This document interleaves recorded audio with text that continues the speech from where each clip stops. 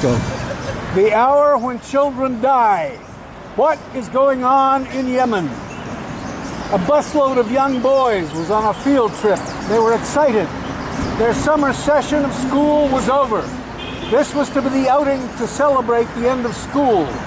The boys jostle on the bus. It's noisy. One of them covers his ears. They're all laughing. One of their friends is taking a video, which was shown this week on Yemen's Al Masirah television. The video shows the universal joy of being an adolescent, of being filled with anticipation at the field trip. Along the way, the bus stops at a crowded market in the town of Dayan, in the Sada governorate of Yemen's north, on the border with Saudi Arabia. This governorate, or province, is largely in support of the Ansarullah insurgency that is the center of regular bombings by the aircraft of Saudi Arabia and the United Arab Emirates. The teachers with the young boys make the stop to pick up supplies for the trip, snacks and water. The excitement on the bus does not abate. It is just then, in this crowded market, that the aircraft of Saudi Arabia fired on the bus. It was a direct strike, according to eyewitnesses. The Red Cross now says that 50 children died in the strike. 11 adults were killed. Among the 79 wounded, 56 are children, many fighting for their lives. It is just then, in this crowded market, that the aircraft of Saudi Arabia fired on the bus. A UNICEF report out earlier this year suggests that this kind of violence is not unusual. 5 children have been killed or injured in Yemen each day since the start of the Saudi-UAE war on the country in March 2015. The numbers are shocking, but also numbing. Nearly every child in Yemen, 11 million of them, needs humanitarian assistance, with millions of children acutely malnourished, with no safe drinking water or sanitation, with few schools, with cholera and acute diarrhea as normal features of life, and with regular bombings and shootings around them. Funerals and places of war and occupation are not sober affairs. They are heightened by the anger at the manner of death, but more so they are political rallies of great emotion. The children's bodies arrived in cars wrapped in green. The coffins, wooden boxes, had a picture of each child on them. They were carried along the road to a simple graveyard. Their coffins were carried by boys from the Yemeni Scouts and Guides Association, their motto on their shirts reading Kun Masta'idan, or be prepared. Bomb strikes are routine.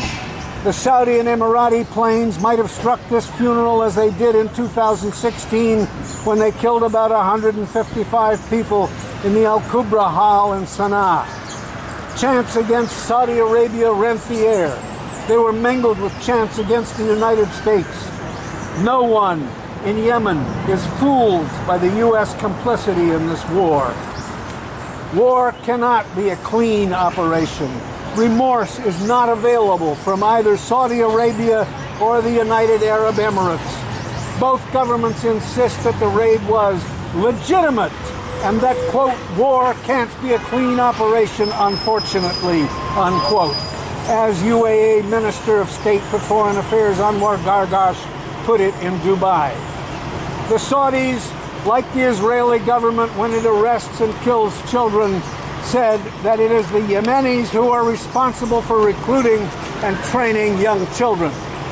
There is barely remorse in the United States, from which the weapons of death go to Saudi Arabia and the UAE. It was an American-made plane that fired American-made bombs on these Yemeni children.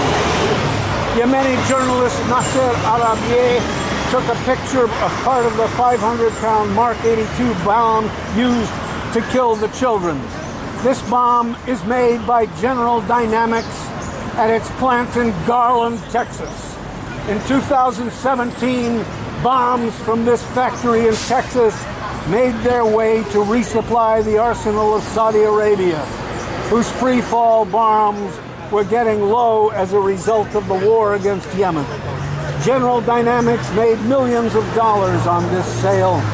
This same type of bomb was used in the Saudi strike on the funeral in Sana'a in 2016.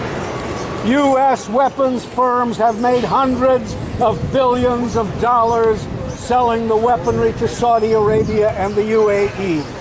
The U.S. Defense Secretary Jim Mattis said that he has sent a three-star general to lead an internal investigation into what happened. But what happened is well known and has been well known for a very long time. Last year in November, 30-year veteran of the CIA, Bruce Riedel, described Saudi Arabia's war on Yemen as a quagmire.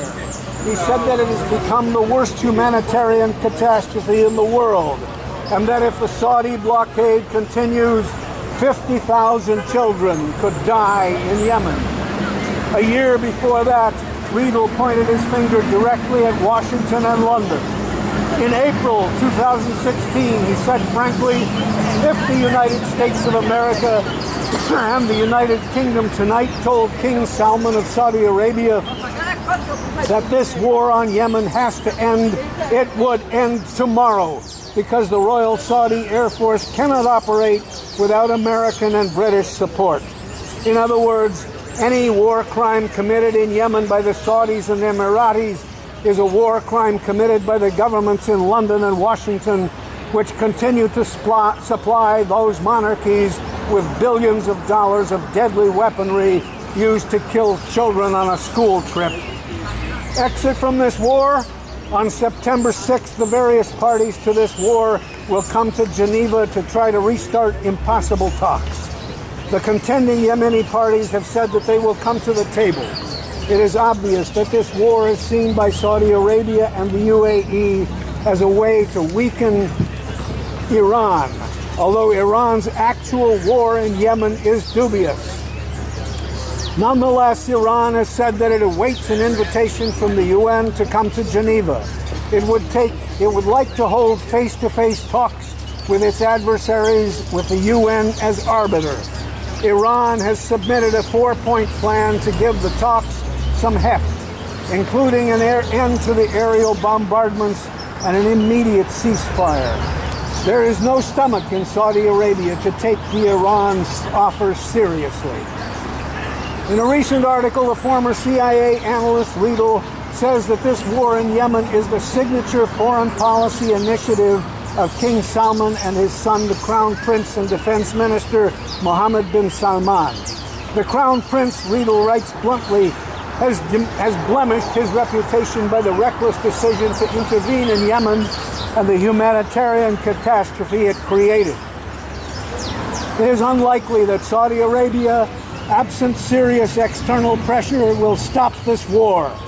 The integrity of the current king and his son, and in many ways the monarchy itself, is enveloped in this war. Pressure will not come from the U.S. government. It is happy enough to see its weapons dealers make enormous profits, the kind of made in America that pleases Trump. In the United Nations Security Council, the U.S. pressured the members not to demand an independent inquiry. All that was asked for was a credible investigation. That means there will be no real investigation, as there was none for the Sana'a funeral bombing in 2016. Staff members at UNICEF, meanwhile, have been heartbroken. The children had UNICEF backpacks, part of the aid that keeps the country from total breakdown.